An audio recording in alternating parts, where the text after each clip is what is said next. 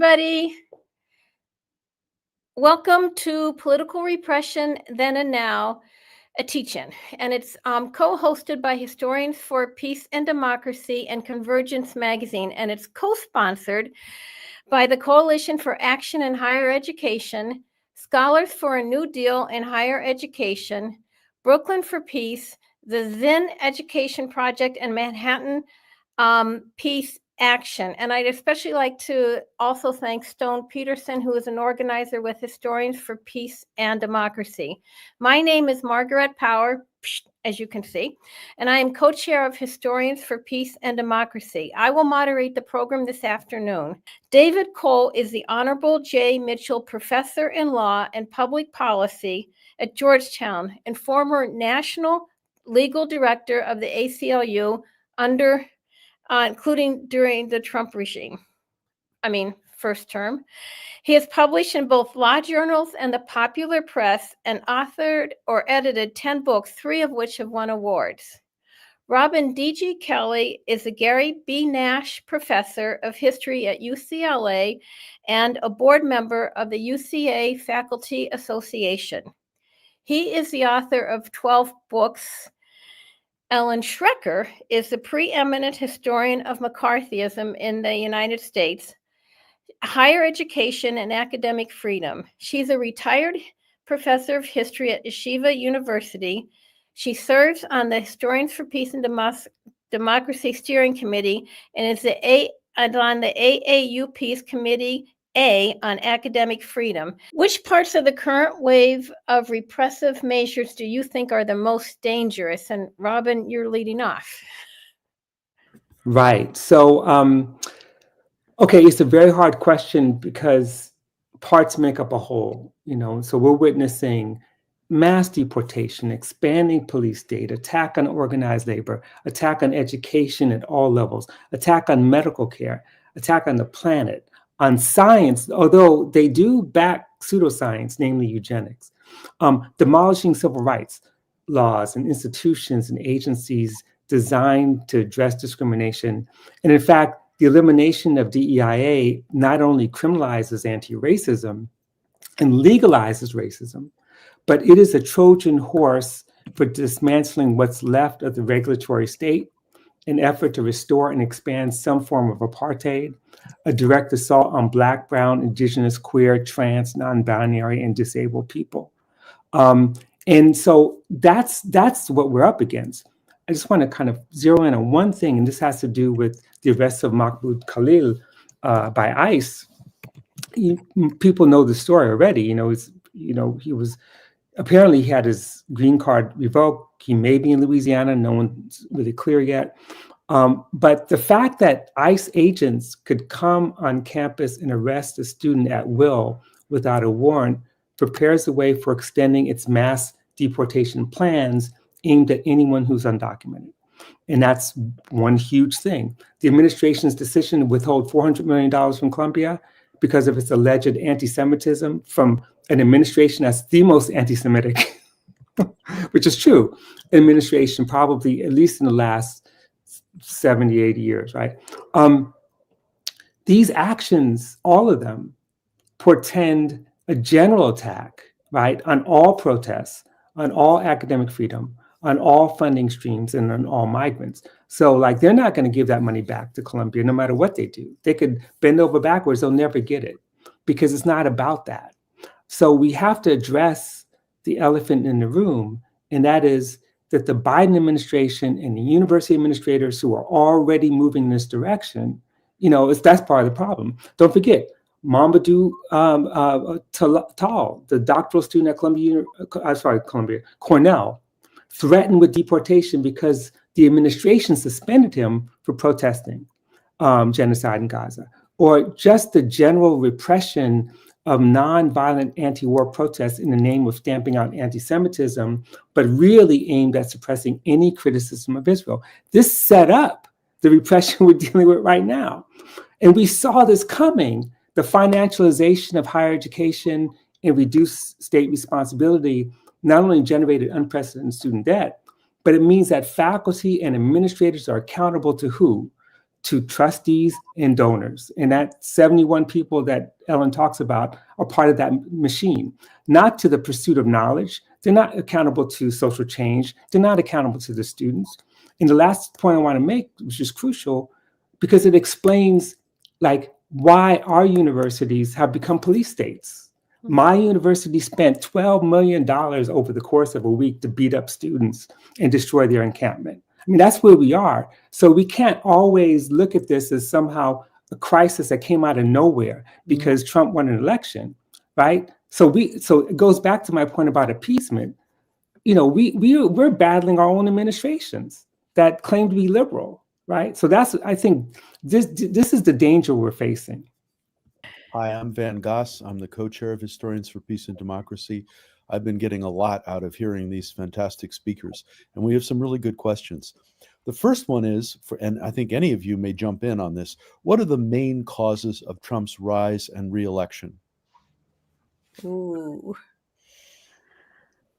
Well, a lot of it is the failures of the Biden administration to deal with the issues that voters really cared about. And that was, of course, the economy. And by being diverted by the culture wars, which have been ongoing for decades, and refusing to be candid about what the real problems are in this society. The main one, besides racism, which I think underlies almost all of the opposition that built up. But the main one is really the growth of inequality, economic inequality in this society, and the fact that ordinary people are not better off than they were, and that the Biden administration refused to admit that, and diverted attention, and the Trump people took advantage of it. Right. I would just add two really, really quick things. Exactly. And I think, I guess this speaks to David's point about liberalism. I mean, the Democratic Party pivoted to the right to try to win this election. They tried to recruit Republicans rather than actually deal with their base, right? And that is a problem of liberalism. So if you're going to reclaim liberalism, reclaim it from the Democratic Party, whatever that means. But the other thing is that, racism has a lot to do with it. I'm not saying it's everything, but it has a lot to do with it because it's not just racism as anti-Blackness, but racism that actually generates a kind of deportation mentality, which is tied to a kind of white nationalism that's emerging. And the thing is, you got to understand January 6th as a response to spring 2020, right? Once you understand that, then everyone in my group knew Trump was going to win because of the way the Democratic Party moves and the way that liberals move, right? So I think that was a huge part of it. And I think I agree entirely that the great divide between the wealthy and the poor is the fundamental problem in our society today, and it's really actually pretty hard to address. I don't criticize Biden for not trying to address it. I actually thought he did a tremendous amount to try to address it, but it's deep. It goes beyond our borders. It's very hard to actually give people meaningful jobs in places in many parts of this country. And he did actually invest a huge amount of money, more money than probably any prior precedent, in part because of all the COVID relief stuff, and nonetheless wasn't able to make sufficient progress on it. And I think that's in part because we have basically a dysfunctional government. As long as we're highly polarized, and as long as to get anything passed through Congress, you have to have a cross-party agreement. And as long as the Supreme Court is going to limit how much the executive branch can do on its own without congressional buy-in, you're going to have ineffectual governance. And so I think we're going to have a series of one-term elections. I'm quite confident that Trump will lose the next time around and the Democrat will win, and that Democrat will be in for one term, and then a Republican will win, and then a Democrat, because you can't govern effectively in our society with our constitutional structure of government, given the kind of strong partisan divide that we currently have. And that's what we ultimately have to figure out how to fix, either the constitutional structure or the partisan divide. Okay. The next question is, what are the main causes of the United States and global shift to the far right, which is certainly global? I would say again the same. This huge, the huge gap between the rich and the poor, and it's more and more evident to people given the way we all can see what everybody else has, and social media has meant that it can be exemplified and can be opportunistically taken advantage of. So that's my sense. I think it's also there's anti-immigration is not something unique to the United States. Every country is anti-immigrant. Because there's this sense of this feeling of scarcity. And I think it's partly because of the divide between the wealthy and the poor. And it's also significantly because, although more subconsciously, because of climate change. I mean, we're in a period of scarcity. And so we are afraid, and we're afraid of, who are we afraid of? We're afraid of those that threaten to take what we have, immigrants. And again, I would not condemn the Republicans or the Democrats. It is a worldwide phenomenon. All right. The next question that I had was specific. Oh, wait. I'm sorry. Yes, I'm sure. Does anyone else want to answer this question about the global shift to the far right? Oh, I just add that the question of inequality is produced. It's not necessarily like just a result of nothing. Neoliberal policies across the board, including the BRICS countries, and the realignment that we've witnessed from Saudi Arabia, United Arab Emirates, even in terms of certainly Argentina and other places, this is something that has this shift in the economy, in the global economy, goes back to 1970s. And this is actually what we call neoliberalism. That is the complete attack on labor, the complete focus, the complete shrinking of the state. That is not state for purposes of capital, but state for purposes of providing, social needs. And this is the case in China as well. I mean, so we've seen this shift, which produced deep inequalities, and to govern that shift, you have to do two things. You have to generate mass support. Usually do that through xenophobia and other things. You also have to figure out a way to sharpen the system of repression, and do so in a way where people actually believe that they're freer. Wendy Brown writes about this when she talks about authoritarian freedom. And I think I would suggest reading her and reading Quinn Slobodian, who's actually explained this, I think, clearer than anyone. So I don't have to repeat it. Okay. Anyone else on this question of the global shift, or should we move on to another question? Well, okay, there's a question that was very specific to you, Robin, though others may want to add as well. Could you say more about the parallels today to the fascism of the South during the New Deal, or I think actually, during the New Deal and before the New Deal, over about 3 generations, I would say. Could you say more about that? What lessons we can learn from that? Right, you're absolutely right. Many generations. I mean, after the defeat of Reconstruction, actually.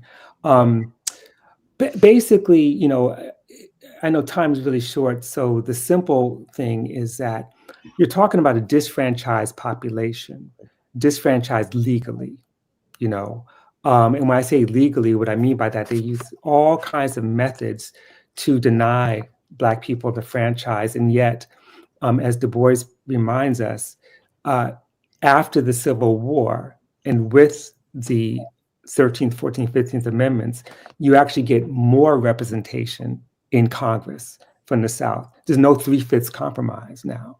And so you have more Southerners, Southern congressmen and senators who have more seniority, who are running things in Washington, D.C., but doing so in the form of a kind of fascist oligarchy.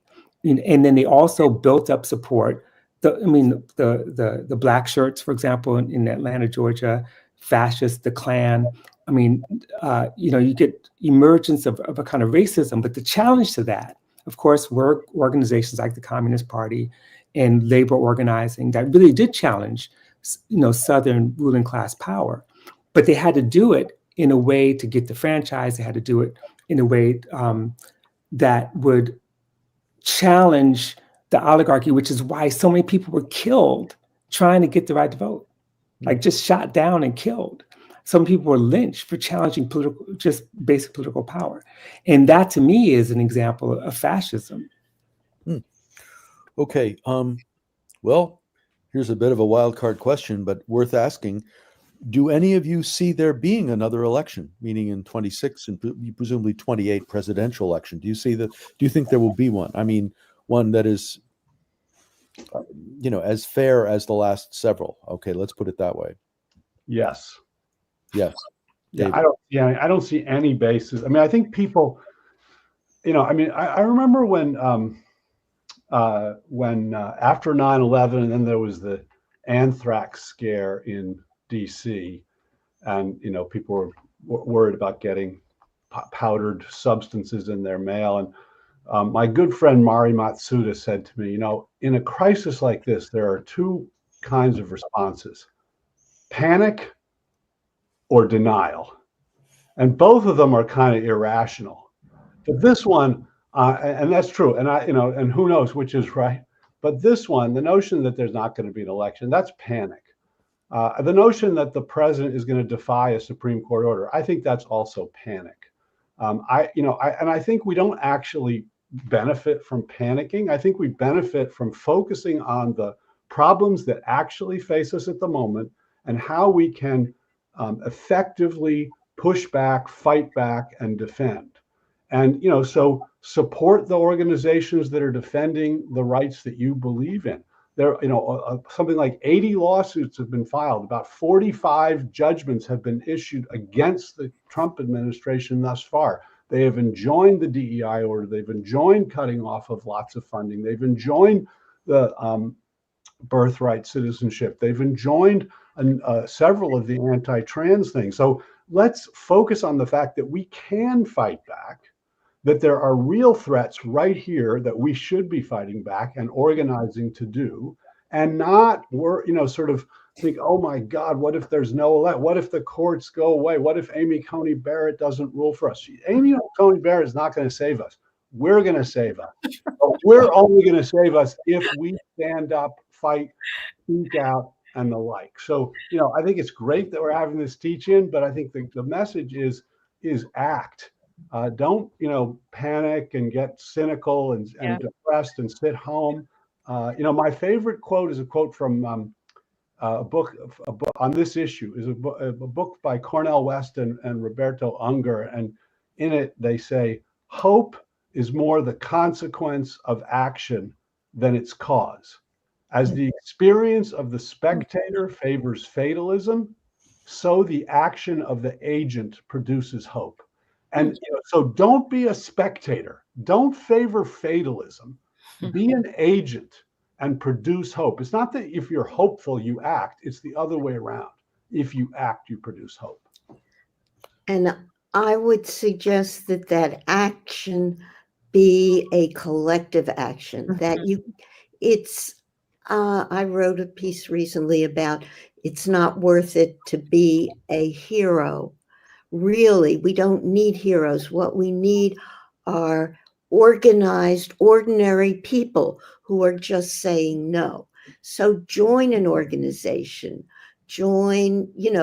have your book group become organized and sort of picket in front of what is it? The Musk's automobile Tesla. agency. Tesla. Yeah, the Tesla dealerships. Do something public, write letters, of course, and all that, but do it with a group.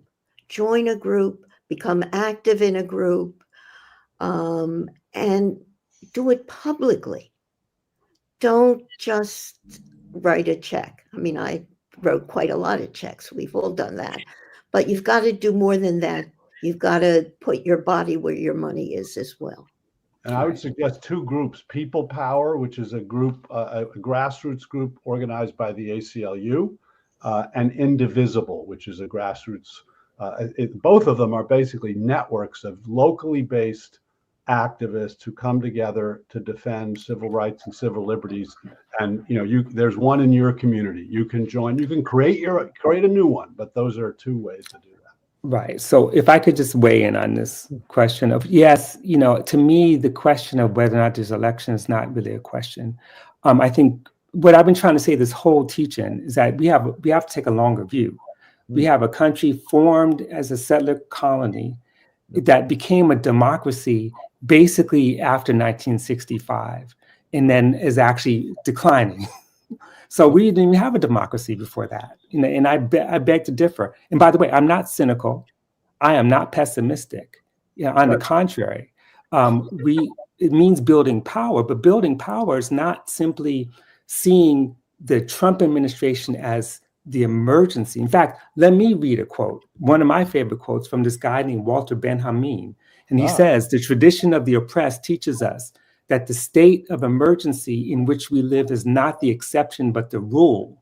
That is to say, just normalized, and the task of our movement of the oppressed is to bring about a real state of emergency. That is to end normalization, right? To end the idea that the state of things are natural and logical, right? And then we have to get back to democracy. I'm not trying to get back to that democracy because we never had it, right? We have to do better than that. And I think, the sad thing is that, if Bernie Sanders had not been crushed by his own party and crushed by the media, he would have beat Trump. I put money on that. And I'm not saying that Bernie Sanders is a savior either, but I do know that the kind of democracy that we're trying to get back to is not good enough. We need a democracy like what the UAW is talking about. We need a worker democracy. We need a democracy that actually brings people in, that refuses deportation, that refuses any kind of xenophobia. We need a democracy that actually will allow us as educators to do our job. And a lot of the repression that we're facing at the university was happening during my Biden administration, right? So, yeah. I mean, I don't see like how we can go back to something as if somehow that's what that the state of emergency that was essentially seen as the exception, when actually it's always been the rule. We've been living under this for a long time, my whole life. And I think it's dangerous to not draw very obvious distinctions between the Biden administration and the Trump administration, and to try to seek a broad tent. Which, right, but I'm not. Just so you know, I'm not saying they're the same thing. What I'm saying is that there's a longer story to tell that ebbs and flows. That I'm not, because look, I've written enough to say that there's no way that they're the same thing. I was in Democracy Now! Saying the same thing. But what I'm saying is that there's a longer story. If we can't think of our history of democracy within 4-year chunks. There's some things that happened before that we have to pay attention to and struggle with. Yes, Biden has been probably the best president in terms of labor. I don't doubt that. But the condition of labor is still dismal, right? And I didn't say this before, but the war in Gaza has a lot to do with the defeat of Biden. A lot to do. And it's not because of the Arab vote. It's because of you waging a genocidal war and supporting it at all costs. And some people who are not even interested, lose interest as a result. I mean, to me, Biden's foreign policy with respect to Palestine is consistent with all those presidents before, and that also has undermined our democracy, right? And there's a relationship between what happened on our campus and foreign policy of the United States. Okay, I'm going to step in here because of the time. And I just want to say, I think the best thing about a discussion is that you don't want it to end. And I don't want it to end, but this is what the time is that we said it would be. So I think, and just to reiterate what everybody has said, we need to act, we need to organize, and we need to do it together. And we in Historians for Peace and Democracy are an activist group of historians and historically minded people. You can find us on the web at Historians for Peace and Democracy. We're going to be doing future programs like this, and we are an active organization. I'd like to really, really thank Robin, David, and Ellen. This has been, as Van said, a really stimulating discussion, and not only stimulating, I think it's been a mobilizing discussion. I think you all have given us not just information about the past, but real strong arguments as to why we can be effective, we can work together, and we can produce change.